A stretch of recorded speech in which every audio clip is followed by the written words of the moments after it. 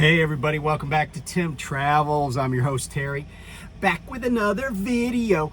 I can't remember that gal that was at Prime that used to do that. She kind of vanished. I don't think she's driving at Prime anymore. Actually, I know that she left because she said she left in training. You guys probably remember who that was. Anyway, I wanted to, I'm here at the shipper. I still got a green light. So my appointment was only 27 minutes ago. I'm in a dock, but I still got a green light. So anyway, I wanted to answer a few questions. People ask me different things, and I've kind of answered these in the past, but I maybe want to give a little updated information or whatever. So the first thing I want to talk about though is, you know, I read like a lot of news sources and stuff, and you know, so everybody knows I was in the military. You know, everybody knows that I practiced law, and I have a very, very firm sense of the law. And what that means is that, you know, when it comes to treason, for example, I'm not a guy who splits hairs, right? And when it comes to the law, I'm not a guy that really splits hairs. I feel like everybody should get to always defend themselves and have the presumption of innocence. And I do feel like a lot of the time, the justice system in our country is unfair. However, the people that are least likely to be untreated by the justice system are people that are wealthy. And so I don't have a ton of like sympathy when wealthy people get caught doing something wrong. Because normally they have expensive attorneys and can keep themselves out of trouble. But the other thing that a lot of times wealthy people have is a butt ton of hubris, and they think they're the smartest people in the room, and they don't take good advice. But having said that, I just wanted to, I kind of said this before, but it really does amaze me how supposedly really smart people will do things that are so detrimental to their not being locked up in a federal prison or a state prison for that matter. And I'm talking about this guy, John Eastman. Now, you may not know who he is, but he's considered a constitutional scholar. He is, I think he was he was faculty at a law school that's known as being fairly, you know, having a conservative slant. And just so you know, like, the Federalist Society is a legal fraternity, I'll call it. Not like a frat house, but just a legal organization of people who tend to be on the right of the political spectrum. And so sometimes you'll hear these people say that are like part of the Federalist Society or have that, you know, conservative leanings. And so it's nice to know kind of where their headspace is, where they're coming from. But so Eastman was on Laura Ingram's show the other day on Fox, and I didn't watch it because I really don't watch Laura Ingram. But I read about it. And, you know, this John Eastman guy is an attorney and supposedly a constitutional scholar. And he's going on TV. He's been indicted, and he's been indicted in state court in Georgia. And he was also an unnamed co-conspirator in the federal case that was brought in Washington, D.C. on the January 6th attempted coup.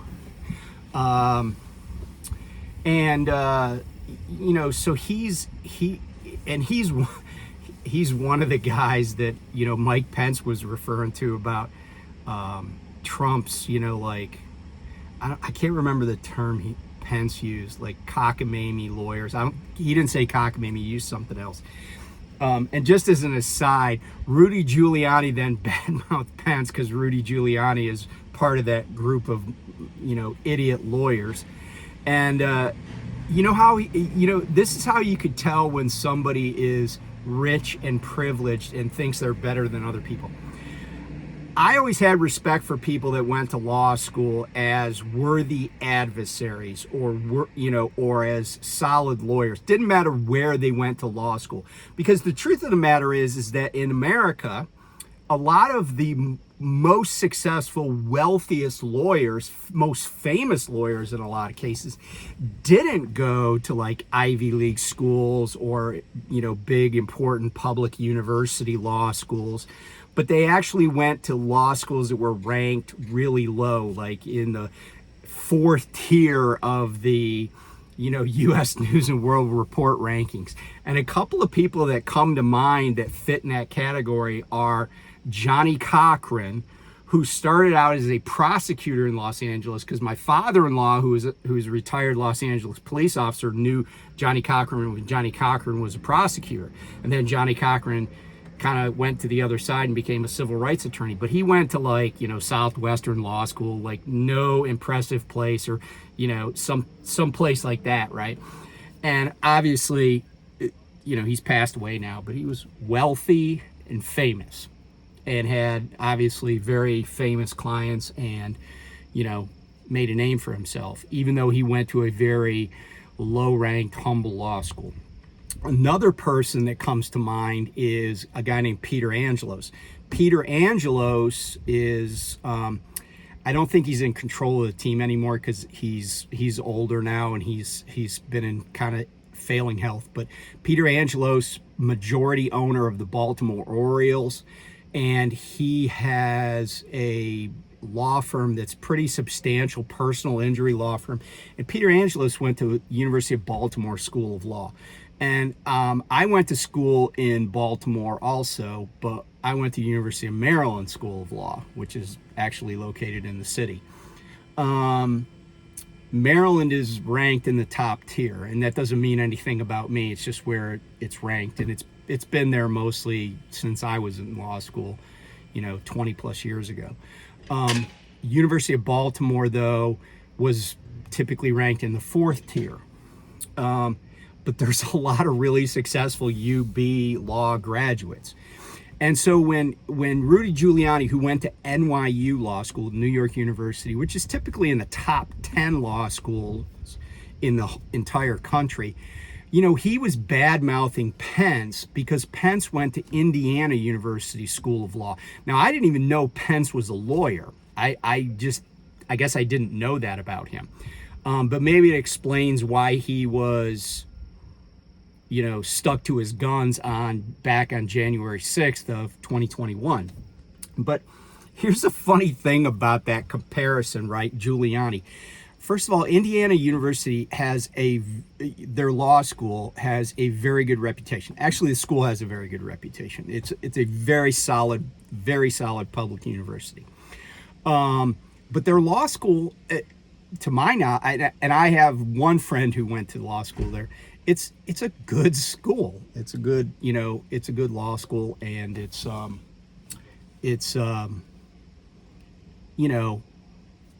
always been in the top tier.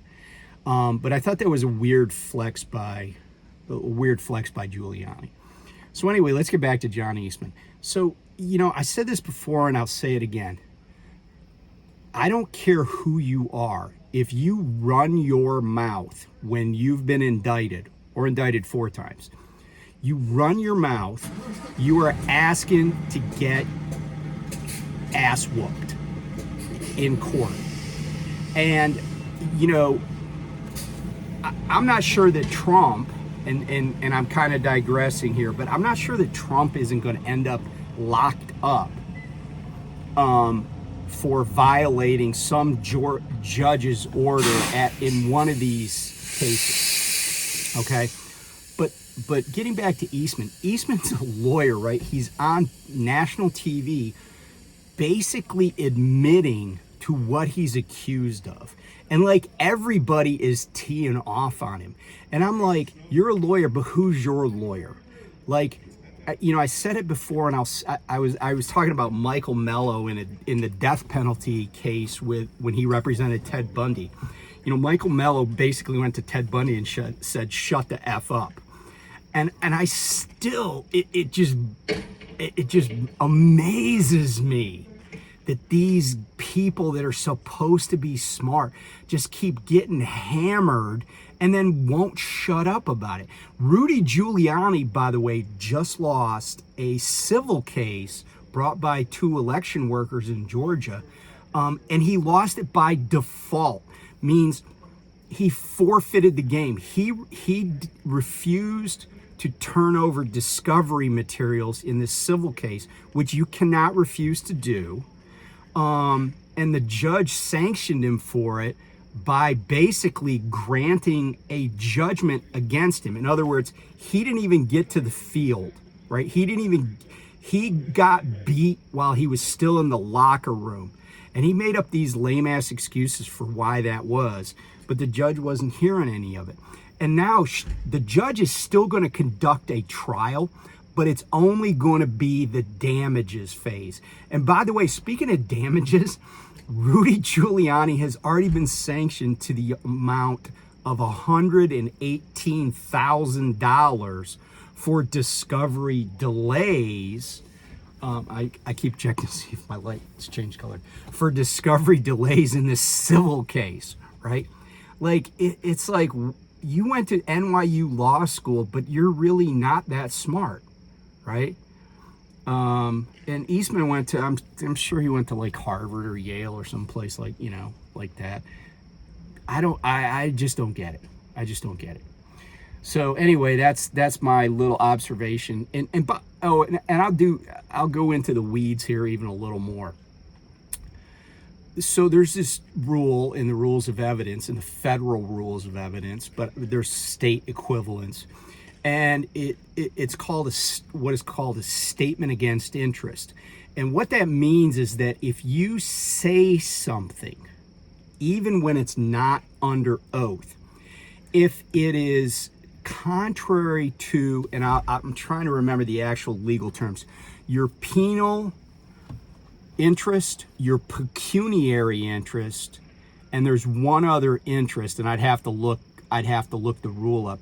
But basically, if you say something or refuse to say something that is not in your best interest, either to make the statement or to fail to make the statement, that can be used as evidence against you. So when you know, these people say, oh, you know, you know, like they're saying things outside of court, those things are outside, they're not going to be deemed to be hearsay, right? Because statement against interest is an exception to the hearsay rule. And, you know, I hear these people saying stuff, and I'm just like, you are totally like the prosecutor's going to be like, all right, ladies and gentlemen of the jury, I'm not even going to make an opening statement. I'm just going to play clips of these people talking in public, and then I'm going to rest my case. I mean, that's how bad it's gotten. It's just mind-boggling to me. So, I mean, maybe it's almost like if you're like a fanatic for some sport. I'm just looking at it like you would look at it being a fanatic for, you know, field hockey or whatever. You know, you're just like totally into the game. I'm just totally into this only because, I mean, don't get me wrong, everything is super serious, and I feel like these charges, if proved, you know, people need to go to jail. People tried to subvert American democracy, right? And that's all we got, right?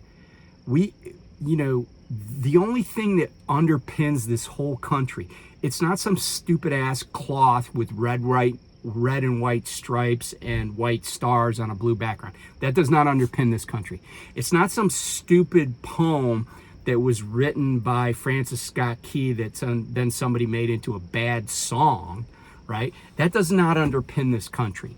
What underpins this country beyond anything else is the Constitution, the rule of law, and the idea that for 200 plus years, people have been voting and making their choices clear, and then everybody, even the losers have followed what the people wanted, and there's been a peaceful transition of power. And on January 6th, 2021, that all changed. And that's super, super worrisome, and it's a huge, huge, huge deal. That is a bigger deal than the attack on Pearl Harbor, right? That's a bigger deal than 9/11. Because at no time on December 7th, 1941, or on 9/11, 2001, or any other time that you could think of, you know, the War of 1812, whatever it was, even the Civil War, right? Nobody, you know, because the Confederates, right, who the leadership of whom I've called traitors, right? Even though they were traitorous, they didn't try to overthrow the U.S. government. What they tried to do was basically leave the United States. So the United States would have still let's say that Lincoln's like, all right, whatever, go on, do your own thing, you be you, right? The Union still would have existed. There would have been two unions on the same continent. Now, was that tenable? No. But the Confederates they didn't like Lincoln, but they did not try to remove Lincoln from office. They didn't try to prevent him from taking office in March of 1861.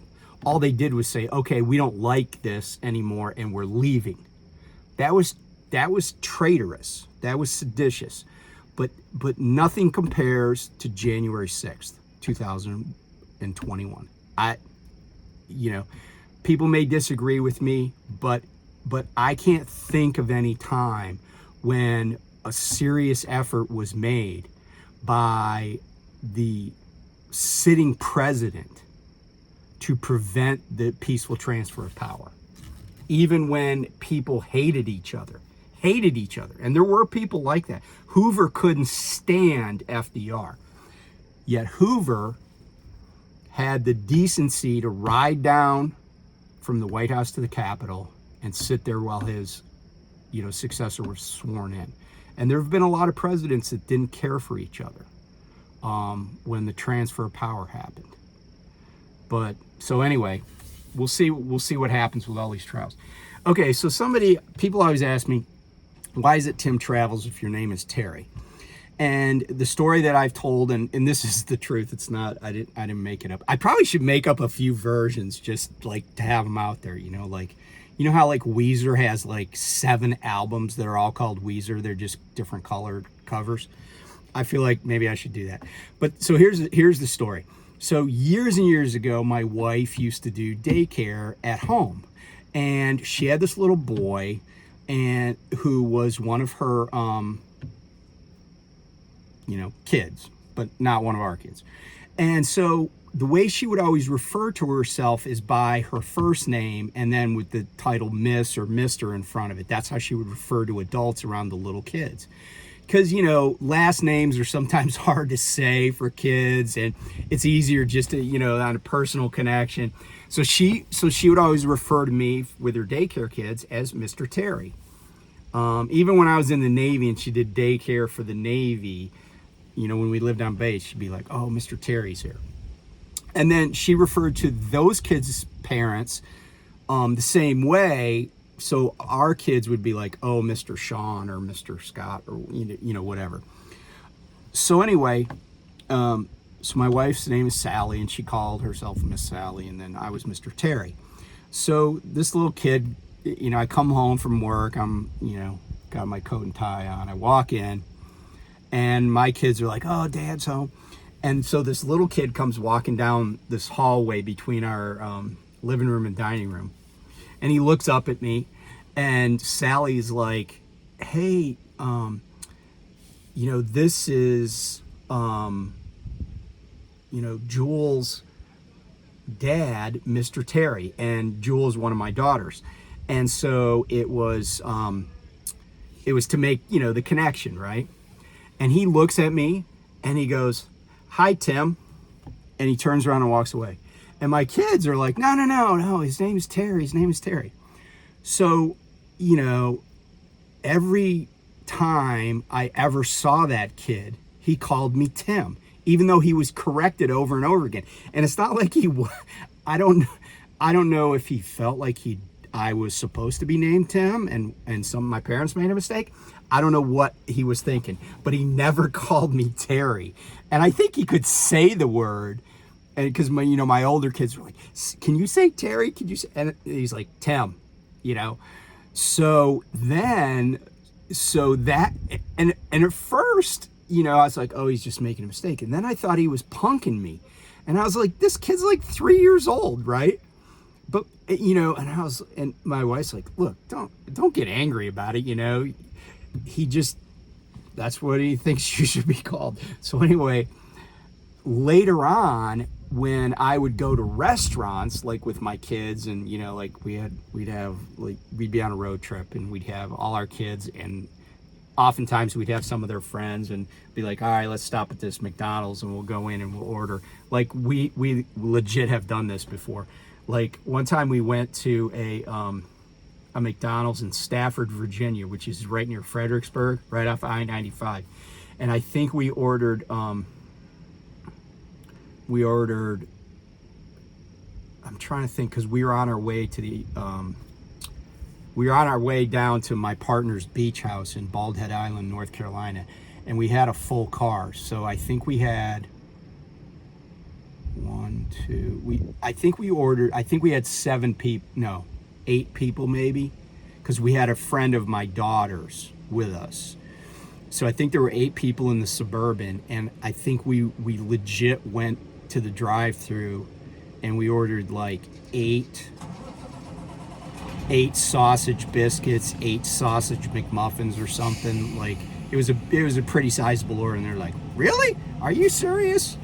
So anyway, when I would do stuff like that or be inside, they'd be like, can I get a name for the order? And whenever I would say Terry, they would like mess it up, right? They'd be like Terry, Perry, Larry, Jerry, Gary, Mary, whatever, right? Everything that rhymes with Terry. And or they would always spell it wrong. Like they'd come up with all sorts of, like just last night, this gal started to spell my name Tarry. And I'm like, well, that word, that is pronounced Terry, but it's not somebody's name. What it means is to wait somewhere. Like I'll tarry here for a fortnight, right? Using a little bit older language. So anyway, I just started saying Tim because I had remembered this incident, and my kids thought it was funny. And Tim, it does rhyme with other words like Jim or Kim, but I guess like when it comes out of my mouth, it's easier to say. Now, legit, I've said Tim, and somebody was like, how do you spell that? And I'm like, Tim. And they're like, oh, okay. Like they had just forgotten for a second how to spell the word, a 3-letter word. But that's how the Tim part came. And then the travels part came when I just came up with the idea to start doing like a travel log when I was out driving my van. And I didn't really start doing it. I shot some videos, but then I never really went live with it. But I had already come up with that Tim Travels name. So that's how the Tim Travels name started. So somebody asked, so that's one answer to one question. Another question is, why'd you become a trucker if you were a lawyer? And I've talked about this in a number of ways before, but I want to come back to that because it really seems thematic in my life. You know, my wife said to me the other day, she goes, she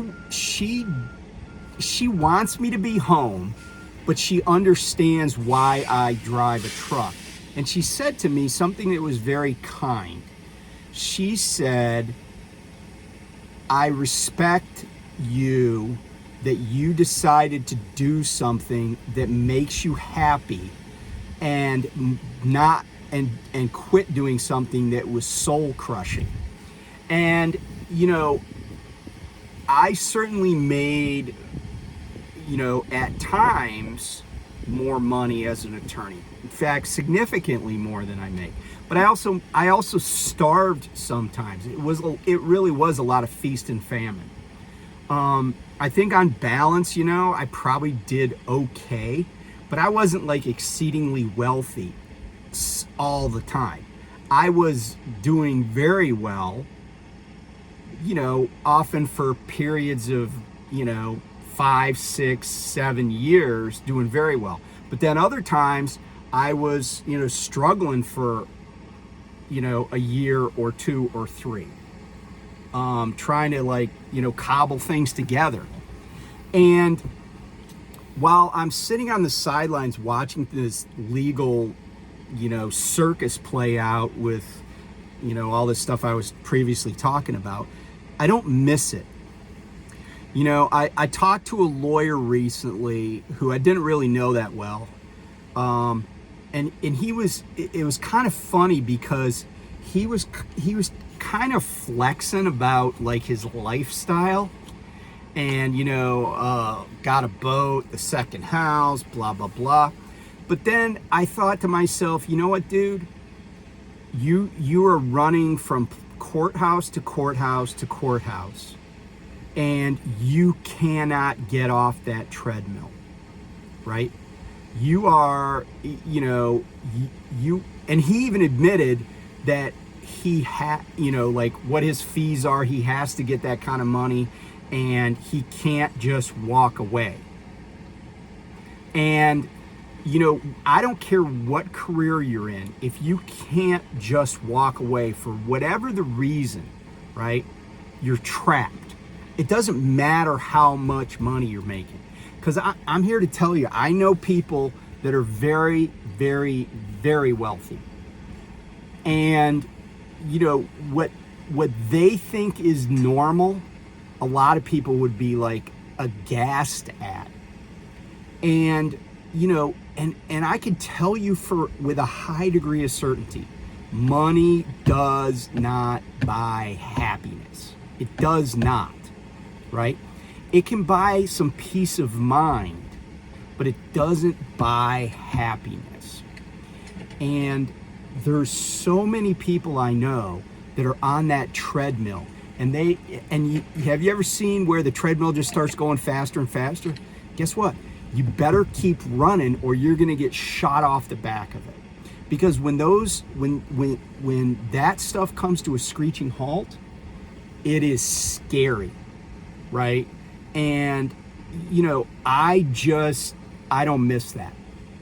And the thing is, right, like we have been continually downsizing and preparing to be empty nesters anyway. And I'm just in a, you know, it's just a better place for me because, you know, like I said, money is necessary, right? And it's not even evil. It's just a thing, right? It's a commodity. And I'm, you know, but I'm not worried about, all I want to do is make sure that I don't retire and end up being destitute, right? But also that I'm still able to help people. Like a lot of my reason for wanting money is to give it away. That brings me a lot of happiness. It's to give other people things, right? I look at, you know, like Musk and what's that doofus's name with Facebook? Mark Zuckerberg. right? They were talking about, okay, first of all, they're just, as Lyle would say, in a dick swinging contest.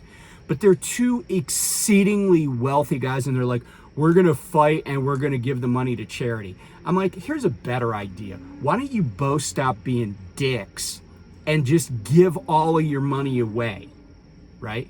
You would actually be happier, probably. But even when people are like very, very wealthy, but also give a lot of money away, I don't think they're like awesome. And here's why. Warren Buffett is 93 years old. I think Warren Buffett's a decent human being. I don't think he's ever been that jerk. I've never heard of him being a jerk. I think he is a generous guy. But Warren Buffett, I was thinking about this the other day, and people were like, oh, Warren Buffett's going to give 90% of his wealth away. I'm like, well, okay, first of all, Warren Buffett's 93. Like, he better get to work if he's going to give 90% of it away, because he's worth $117 billion. But here's what I want to focus on for 1 second.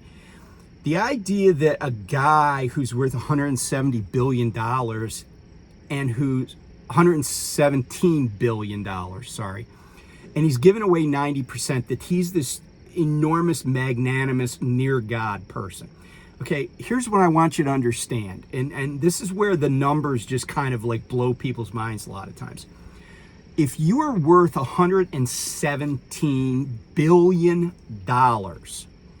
and you give away 90% of that, okay, what you have left over is still, right, 10% of 117 billion is still $11.7 billion.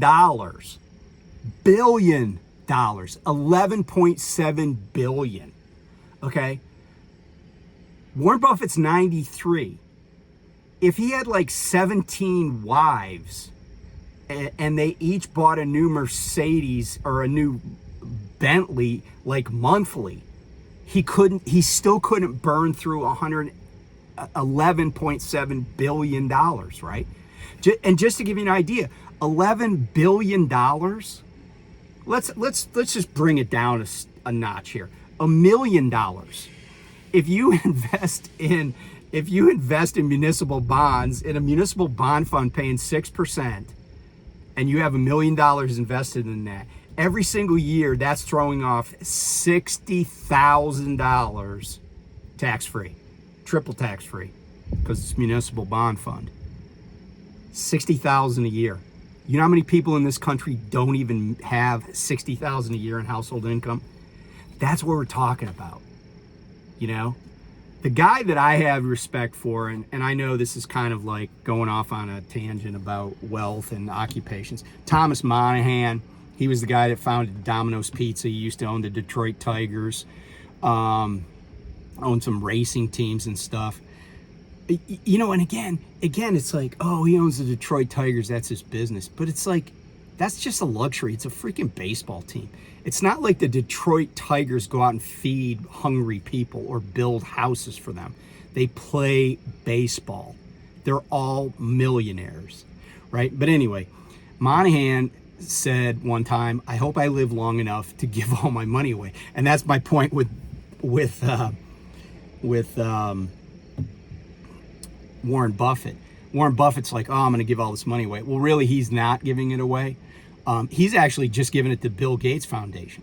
The Bill Gates Foundation is, they do some good work, but these are people that even after they give billions away, right, they still have billions, right?